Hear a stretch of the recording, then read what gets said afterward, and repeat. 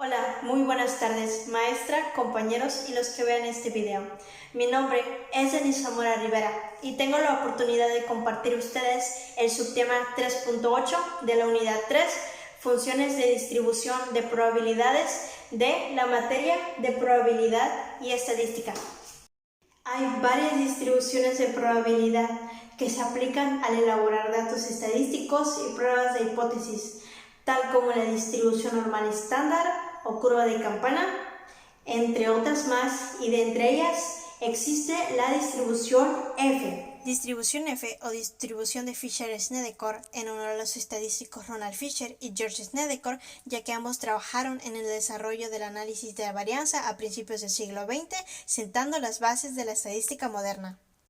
Esta es un método estadístico que se utiliza para estudiar las varianzas de dos poblaciones independientes. Principalmente, también se utiliza en la varianza, para demostrar las variaciones de una población y la razón de las varianzas de dos poblaciones distribuidas normalmente, del cual el análisis de varianza se encarga de comparar la variación entre varios grupos o poblaciones y la variación que hay dentro de cada una de ellas. Para lograrlo, se usa una proporción de variaciones. La distribución F presenta características que la diferencian de otras funciones. Algunas de ellas incluyen varios métodos estadísticos. Depende del número de grados de libertad que tiene la muestra.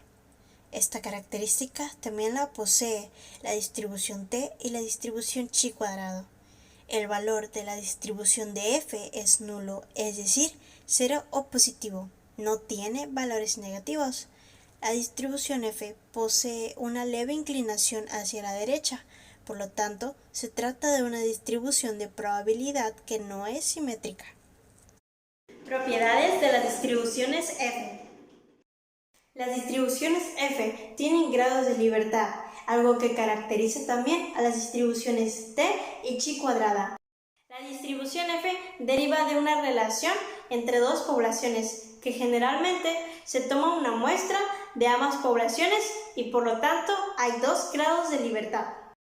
Para determinar los dos números de grados de libertad debemos restarle 1 a ambos tamaños de muestra. Y después, las estadísticas de estas distribuciones se combinan en una sola fracción. Tanto el numerador como el denominador tienen grados de libertad. En lugar de combinar estos dos números en otro número, se conservan ambos. Por consiguiente, el uso de una tabla de distribución F requiere que haya dos grados de libertad diferentes. Consideremos dos muestras de poblaciones que tienen la misma varianza poblacional. Si la muestra 1 tiene tamaño n1 igual a 5 y la muestra 2 tiene tamaño n2 igual a 10, vamos a determinar la probabilidad teórica de que el cociente de sus varianzas respectivas sea menor o igual a 2. La variable aleatoria F o estadístico F propuesto por Ronald Fisher es el que se usa más frecuentemente para comparar las varianzas de dos poblaciones y se define de la siguiente manera. Sin embargo, el problema menciona que las varianzas poblacionales son iguales, por lo que para este ejercicio se aplica también lo siguiente, ya que se desea saber la probabilidad teórica de que este cociente de varianzas muestrales sea menor o igual a 2, necesitamos conocer el área bajo la distribución F entre 0 y 2, y el cual puede obtenerse por tablas o software.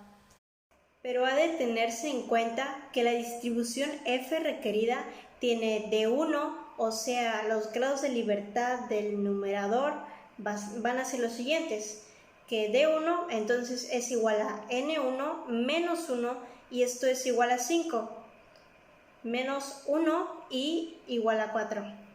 Y D2, o sea, los grados de libertad del denominador, esto es igual a N2 menos 1 igual a 10 menos 1 y esto finalmente es igual a 9.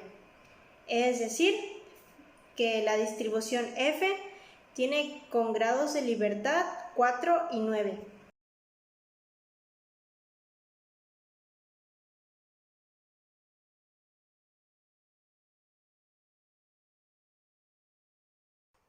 Agradeciendo mucho la atención prestada, este ha sido el subtema 3.8, distribución F, de la unidad 3, de la materia de probabilidad y estadística, y sin más, pues deseando una excelente tarde.